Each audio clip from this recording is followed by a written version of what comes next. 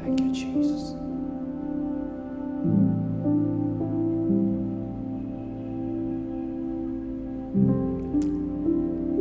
Shalom semua, it's me. Dan hari ini aku ingin sampaikan satu firman penguatan, yaitu tentang the power of prayer atau kuasa doa. Hari-hari ini Tuhan ingatkan bahwa sudah banyak orang-orang yang kehilangan pengharapan, sudah tidak lagi ada iman. Kalau misalnya ditanya, apakah engkau punya iman? Iya sih, aku bicara iman sih bisa ya. Cuman tidak lagi make sense di dalam hidupku. Tidak lagi masuk akal. Dan Tuhan ingatkan, Tuhan ingin engkau untuk berdoa. Karena ada kuasa di dalam doa. Doa itu menandakan bahwa kita tidak bergantung sama diri kita sendiri, tapi kita bergantung penuh sama Allah. Dia yang memegang kendali kehidupan kita. Maka dari itu, janganlah menaruh kepercayaan di dalam hidup kita. Tapi Alkitab berkata, ungkapkanlah isi hatimu, ketakutanmu, kekhawatiranmu di dalam ucapan syukur dan doa. Ketika engkau khawatir, ketika engkau takut, berdoalah. Itu adalah jalan terbaik yang bisa kita ambil. Kita mungkin sudah lupa dengan kuasa doa, atau bahkan kita tidak lagi percaya akan kuasa doa. Tapi biarlah hari ini aku mengingatkan kembali apa itu kuasa doa di dalam hidup kita. Di dalam pengajarannya, Tuhan Yesus senantiasa mengingatkan kepada murid-muridnya, berdoalah, berdoalah. Bahkan dikatakan, apapun yang kau minta di dalam namaku, itu akan diberikan kepadamu. Artinya dia seperti memberikan asuransi. Kalau engkau berdoa, pasti akan terjadi. Kalau itu seturut dengan kehendaknya, pasti akan terjadi. Banyak dari kita sudah menganggap tidak ada lagi guna untuk berdoa, karena lebih baik aku melakukan sesuatu daripada berdoa. Jangan salah, doa itu menjadi kekuatanmu. Doa adalah titik temu.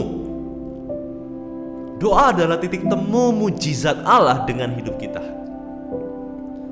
Artinya, di tempat doalah kita mengalami mujizat-mujizat Tuhan. Tuhan mendengarkan loh seruan doa kita. Kita harus percaya lagi dengan perkataan itu. Tuhan mendengarkan seruan doa kita. Apapun yang kau katakan, apapun yang kau serukan, terucapkan atau bahkan tidak terucapkan, hanya di dalam hati engkau menangis sama Tuhan. Tuhan, bebaskan aku dari ini. Selamatkan hidupku. Aku butuh ini. Tuhan mendengar. Dan Tuhan tidak mau engkau lupa akan kebapaannya. Hari ini dia berkata kepadamu, aku masih Bapa loh atas hidupmu. Tapi kenapa engkau takut untuk meminta? Kenapa engkau ragu untuk meminta? Kenapa engkau sungkan atau tidak percaya ketika engkau meminta? Aku masih Bapa, aku belum berhenti menjadi Bapa. Ketika engkau meminta, aku mendengarkan. Ia mendengarkan doa-doamu. Setiap tetes air mata ditampung di dalam kirbatnya. Artinya setiap jeritan, tangisan, atau seruan, semua Tuhan tampung. Aku punya satu sharing yang aku bisa bagikan, yaitu pewahyuan dari Tuhan yang Tuhan berikan kepadaku, yaitu tentang notes atau diary. Manusia mempunyai diary. Kita sometimes kalau kita bercerita, kita nggak tahu mau cerita kemana, kita tulis di notes kita. Mungkin apa yang kita alami hari ini atau kemarin, kita tulis itu dengan tanggal-tanggalnya. Tahukah Anda bahwa Tuhan juga punya notes? Tuhan juga punya diary. Dia tulis segala doamu. Kalau engkau mau tahu isi diary-nya Tuhan apa? Yaitu doa-doamu, beserta dengan tanggal-tanggalannya. Kapan orang ini menaikkan doanya? Kapan orang ini menangis di hadapanku? Apa saja yang ia minta? Lalu dengan kotak di sebelahnya, kotak checklist, dia yang menentukan kapan aku checklist ini, kapan aku checklist yang kedua dan yang ketiga. Makanya ada ayat yang berkata, segala sesuatu indah pada waktunya. Artinya dia yang menentukan kapan hal ini boleh terjadi dalam hidupmu, yang seturut dengan kehendaknya. Aku ingin ingatkan kepada kita semua bahwa dia tidak melupakan, dia masih mengingatmu, dan dia masih memperhatikan kehidupanmu. Kalau engkau dalam masalah hari ini, jangan coba melakukan hal-hal baru dalam hidupmu. Ya, silahkan lakukan itu. Tapi yang pertama adalah kembali ke kebiasaan lamamu, berdoa. Mungkin hari ini kau diingatkan masa-masa atau waktu-waktu engkau berdoa bersama dia, sendirian dengannya, engkau menangis di dalam kamarmu. Tuhan ingatkan itu untuk engkau kembali melakukannya.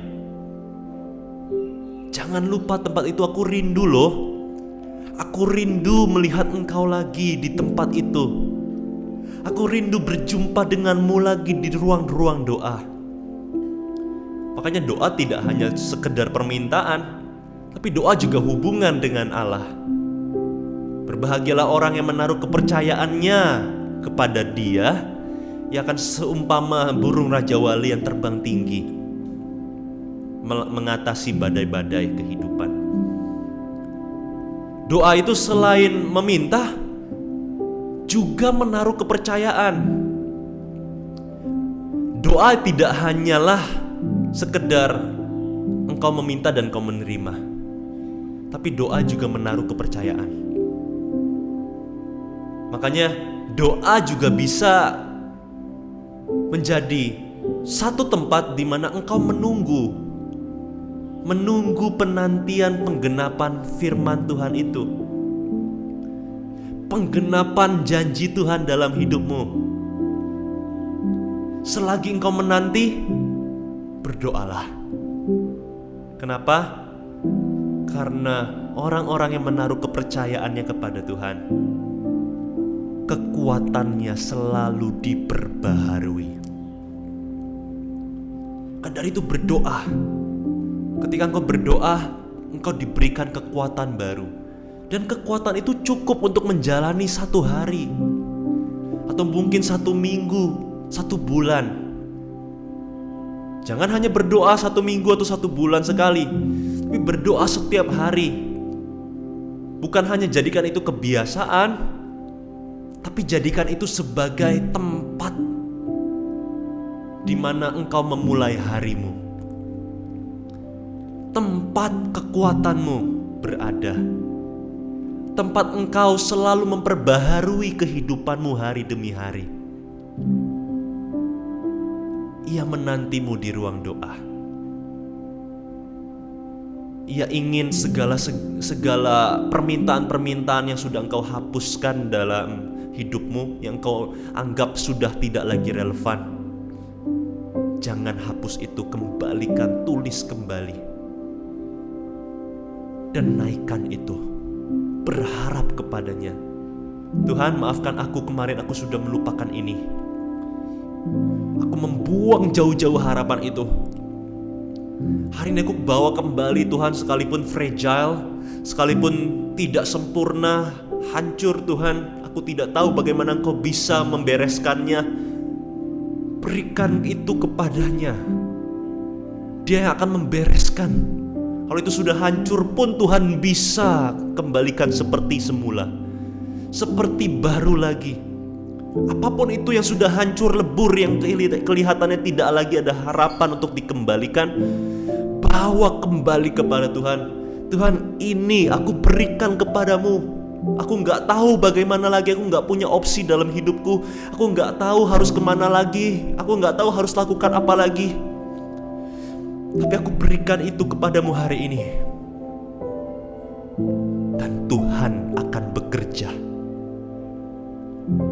Percayalah, ketika Tuhan melihat satu tetes air mata jatuh ke pipimu, hatinya begitu tergerak akan belas kasihan. Dia begitu tergerak akan belas kasihan. Seperti ketika Maria menangis karena Lazarus sudah mati, Yesus menangis. Itulah ayat terpendek di Perjanjian Baru. Yesus menangis. Karena apa? Karena Maria menangis. Jangan lagi ragu menangis di hadapan Tuhan ya. Mari kita berdoa. Dan aku berdoa untuk setiap orang yang mendengarkan firman ini, biar boleh muncul iman dalam hidup mereka. Pengharapan baru Tuhan. Jadikan ia seperti orang-orang yang, oh Tuhan, aku punya pengharapan lagi. Aku bisa menjalani hidup ini lagi Tuhan. Kuatkan mereka di dalam nama Yesus. Biar mereka Engkau perbaharui hari ini dengan firman-Mu dan dengan kuasa-Mu. Jamah di dalam nama Yesus kami berdoa. Amin. Jadilah orang-orang yang berpengharapan, senantiasa menaruh kepercayaannya di dalam Dia yang mengenal hidupmu, yang memegang hidupmu. God bless you. God loves you. Jesus bless you. Bye-bye.